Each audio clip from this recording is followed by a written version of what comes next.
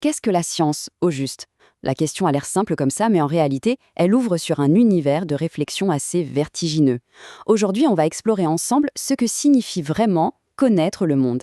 Et pour ça, on va s'appuyer sur la préface d'un ouvrage vraiment essentiel, Philosophie des sciences. Allez, c'est parti pour le voyage. Alors concrètement, la philosophie des sciences, qu'est-ce que c'est? Eh bien, c'est une discipline qui prend un peu de recul, qui ose poser les questions qui fâchent. Est-ce que les théories scientifiques sont des vérités absolues ou juste des outils qui marchent bien? Comment est-ce qu'une simple observation devient une preuve? C'est ce regard critique sur la science elle-même qu'on va essayer de décortiquer. Et l'ouvrage nous prévient d'emblée. Il n'y a pas de définition simple et unique. Mais c'est justement ça qui rend la discipline passionnante.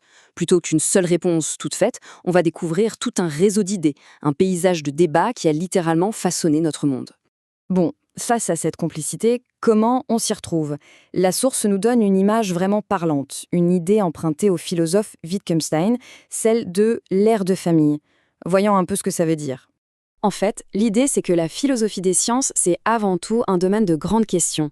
Par exemple, est-ce que les entités théoriques, comme les quarks, existent vraiment? Ou est-ce que ce sont juste des fictions bien pratiques pour nos calculs? Ou encore, cette question qui est absolument fondamentale, comment peut-on seulement vérifier une connaissance scientifique?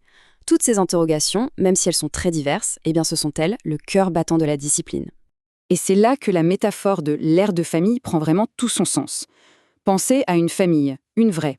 Tous les membres ne se ressemblent pas de la même façon, certains ont le même nez, d'autres le même regard, il n'y a pas un seul trait commun à tout le monde, et pourtant, on voit bien qu'ils sont de la même famille. C'est pareil pour ces questions philosophiques. Elles partagent toutes une sorte de préoccupation commune sur ce qu'est la nature profonde de la science. Mais attention, cette discipline n'a pas toujours existé, loin de là. Comment est-on passé d'une époque où science et philosophie étaient plus ou moins la même chose à un champ d'études bien à part? Son histoire est finalement assez récente et elle est pleine de rebondissements. Quand on regarde cette frise, on voit bien que tout s'accélère. Avant le 19e siècle, un philosophe naturel, c'était tout simplement ce qu'on appellerait un scientifique aujourd'hui. Mais avec l'explosion des découvertes, il a fallu commencer à se spécialiser. Et puis, dans les années 30, le fameux cercle de Vienne a tenté d'imposer une vision très logique de la science, en cherchant la méthode infaillible pour la connaissance. Mais comme on va le voir, cette quête de certitude absolue a été complètement chamboulée dans les années 60. Au cœur de cette histoire, il y a une question qui nous concerne tous. Comment sait-on qu'une théorie scientifique est vraie? Sur quoi repose notre confiance, au fond? Ce débat a fait naître deux visions radicalement opposées. D'un côté, on a le vérificationnisme. Pour ses partisans, c'est simple. Une théorie est vraie si on accumule des preuves. Par exemple, si on observe des milliers de signes blancs, ça confirme la théorie, tous les signes sont blancs. Et de l'autre côté, on a le falsificationnisme de Karl Popper, qui est beaucoup plus radical. Lui, il dit qu'on ne peut jamais tout vérifier.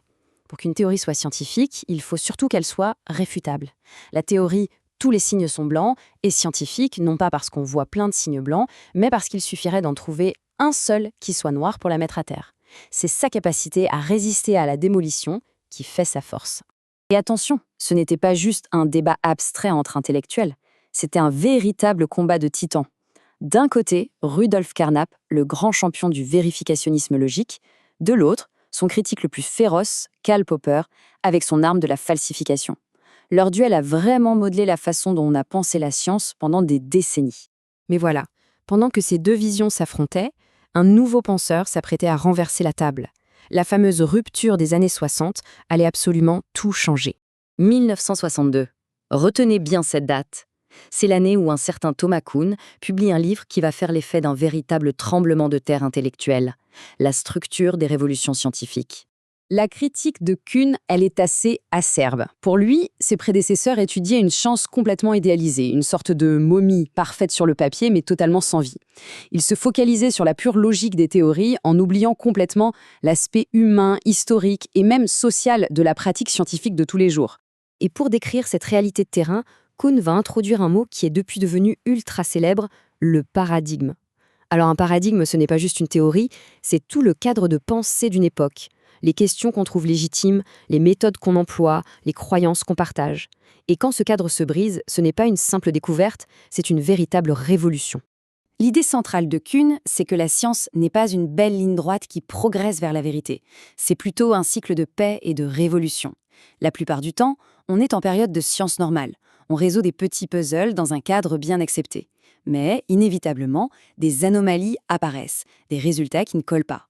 Au début, on les ignore, puis elles s'accumulent, et c'est la crise. La confiance dans le modèle s'effrite jusqu'à ce qu'une révolution éclate, un nouveau paradigme émerge pour expliquer les anomalies, et le cycle recommence. Tout ça, ça peut sembler très théorique, un peu académique.